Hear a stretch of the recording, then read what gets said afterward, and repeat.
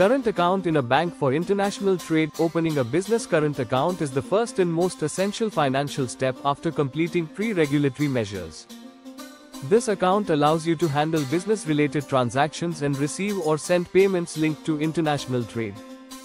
However, not all bank branches are authorized for forex transactions. Here's a breakdown of the two types of banking branches relevant to exporters and importers. First, normal bank branch. These branches are suitable for routine domestic transactions. They operate with a regular IFSC code, Indian Financial System code, and are ideal for opening your initial current account for registration purposes, like GST, Udyam, etc. However, they cannot handle foreign exchange, forex, transactions such as receiving payments from abroad or negotiating export documents. 2. Authorized Dealer, AD, Branch, Negotiating Bank. This is a specialized branch licensed by the Reserve Bank of India, RBI, to deal in foreign exchange. Also referred to as a negotiating branch, it is mandatory for processing export-import transactions.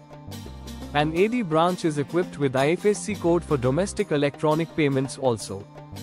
AD code, a unique 7 to 14-digit code issued by the AD bank and registered with Importer-Exporter code and customs through IceGate to authorize shipping and foreign remittance processing. AD code may be in numeric or alphanumeric form. SWIFT code, required for secure international fund transfers and correspondence with foreign banks.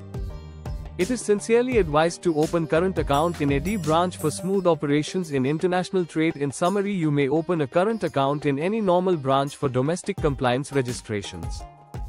However, to execute actual export-import transactions, you must link your account in normal bank with an AD branch having the required AD code and SWIFT code registered with Indian Customs and DGFT.